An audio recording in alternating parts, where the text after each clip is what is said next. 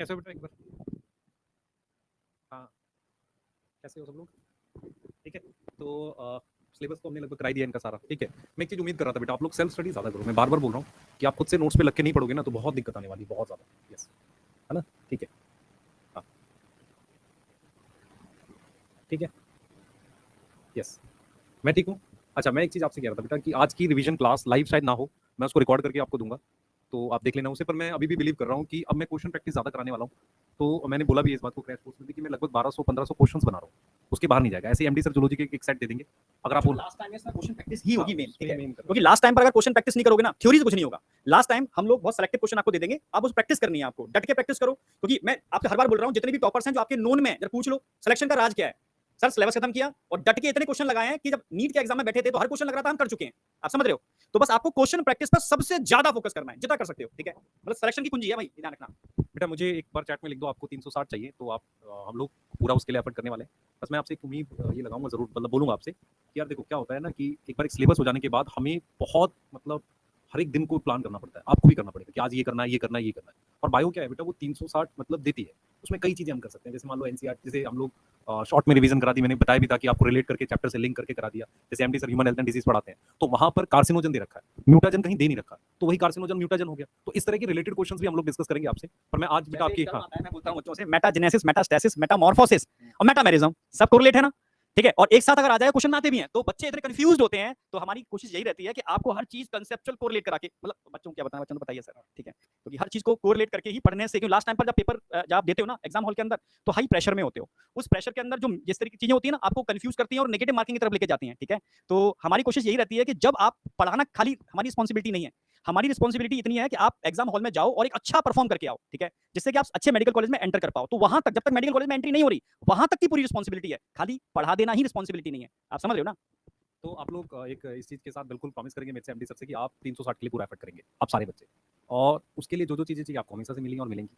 और मैं हमेशा मानता हूँ कि जब हमने जर्नी स्टार्ट करी थी तो हमने कहा था यार सिलेबस को मॉडिफाई भी करेंगे, अच्छा भी पढ़ाएंगे। और इस बार हमने मतलब उसमें बहुत सारी चीज़ें बदली भी हैं और आपको ज़्यादा मतलब कोशिश करी, अच्छे से अच्छा कंटेंट दिया भी है।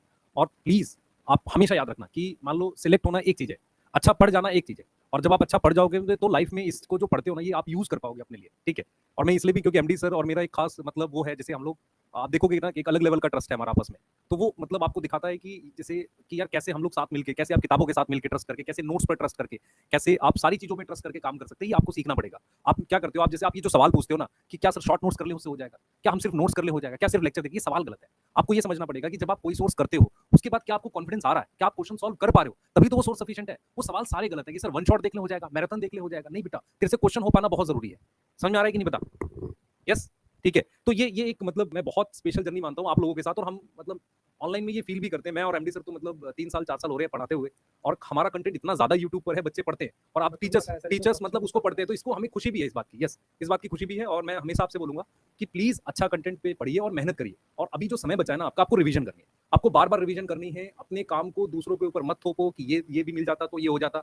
अभी क्या है ना, सेल्फ स्टडी बहुत इंपॉर्टेंट है बेटा। और आप सिलेक्ट हो जाओगे, अगर आप देखो क्या होगा मैं बताता हूँ। अगर मान लो इस साल आप ऐसे देखो कि इस साल कट ऑफ मान लो 620 चली गई, आप सोच रहे थे 650 जाएगी और आपने क्या कर दिया, नेगेटिव मार्किंग कर दी, जबकि आपके 620 आ रहे थे, तो आप पछताओगे। फिर आप देखोगे यार मेरे तो 580 आ गए, 10 नंबर से रह गया, तो आप पछताओगे। तो ये वही टाइम होता है 1.5 महीना, जहां पर अपना एफर्ट 3 गुना करना होता है। आपके पास पूरा पूरा दिन होता है, पूरा पूरा दिन बैठ के पढ़ा करो बेटा। Yes yes. नहीं तो लास्ट टाइम पर तो मैं ये कहता ही हूँ कि अब आपके लिए कोई समय नहीं है, ठीक है? कोर्स खत्म हो जाने के बाद अब आपको समय देना, 4 घंटे पढ़ना है, 5 घंटे पढ़ना है, 10 घंटे पढ़ना है। अब आपको सिर्फ और सिर्फ पढ़ना है, ठीक है? किसके लिए पढ़ना है? सिलेक्शन के लिए पढ़ना है, ठीक है? अपने पेरेंट्स के सपने पूरे करने के लिए पढ़ना है, अपने सपने पूरे करने के लिए पढ़ना है, ठीक है? आपके संग जो टीचर्स ने एफर्ट किया है, ठीक है? उनके वही गुरु दक्षिणा तो मेन तो वही होती है ना, उसको मतलब प्रूफ करने के लिए पढ़ना है कि हाँ यार ठीक है, हम सही डायरेक्शन में चले थे।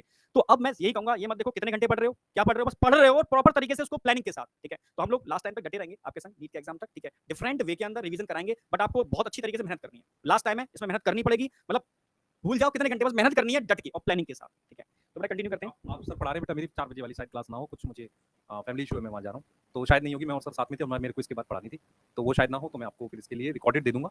और अगर आप रिकॉर्डेड के लिए नहीं है तो फिर मैं एग्री करूंगा कि लाइव आपको करा पाऊँ, ठीक है? इसके लिए मैं ट्राई करूँगा। और मैं बार बार बोल रहा हूँ यार, अपने डोपा रिवाइज कर गए ना, आप अपने बीएमएस रिवाइज कर गए तो भी हो जाएगा। और मैं आपको ये बिल्कुल विश्वास दिलाता हूँ 100%, जो डीप कंटेंट हम पढ़ाते हैं आपको उसका सिर्फ 80 या 70% याद रखना एग्जाम में, पूरा याद भी नहीं रखना। आप समझो इस बात को, 100% याद भी नहीं रखना काफी है। वो भी हमसे रिवीजन करा देंगे, ठीक है, मुझे इतना पता है, हम करा देंगे, रिवीजन भी करा देंगे, ठीक है, बस अपने ऊपर सेल्फ कॉन्फिडेंस मेंटेन रखो, सबसे इंपॉर्टेंट चीज होती है। लास्ट टाइम पर कॉन्फिडेंस सबसे इंपॉर्टेंट रोल प्ले करता है कि आपने जो तैयारी की है सही की है। और मैं सच कह रहा हूँ, इस समय जैसे कल बच्चे का फोन आया मेरे पास, क्या सर हो पाएगा, ठीक है सर मुझे लग रहा है कि मैं नहीं कर पाऊंगा, नेक्स्ट ईयर के लिए मैं उसको मतलब प्लान कर लेता हूँ। नहीं बेटा, मैंने कहा लास्ट टाइम तक आपको लड़ना है, लास्ट टाइम तक लड़ना है, एग्जाम तक लड़ना है, पहले से ही हथियार नहीं डाल देने, ठीक है। तो मैं कह रहा हूँ कि सारा खेल कॉन्फिडेंस का है, अपना कॉन्फिडेंस खोने मत दो, ठीक है, लास्ट टाइम तक अपनी पूरी शिद्दत से लगो और फिर रिजल्ट ऊपर वाले के हाथों में छोड़ दो, ठीक है, आप समझ रहे हो ना। तो इसलिए एकदम कूल होकर के तैयारी करो, अभी टाइम बहुत है, 45 दिन के अंदर हम कुछ भी कर सकते हैं। हाँ सर, ठीक है ठीक है ठीक है। ठीक है भाई, थैंक यू सो मच और ध्यान रखिए अपना। मोस्ट इंपॉर्टेंट आपके लिए आपके पेरेंट्स हैं, उसके बाद आपका सिलेक्शन, बाकी सारी चीज़ें सेकेंडरी। ये वर्ड्स मेरे। नहीं ठीक है, पेरेंट्स से बढ़ के दुनिया में कोई है नहीं, उसकी वजह से ही, ठीक है, हम सब हैं, ठीक है, और उनके विश्वास की वजह से ही आज आप तैयारी कर पा रहे हो और आपका फर्ज बनता है कि उनके विश्वास पर खरा उतरना। बस मैं यही कहूँगा, ठीक है, कंटिन्यू करता हूँ मैं, ठीक है, चलो।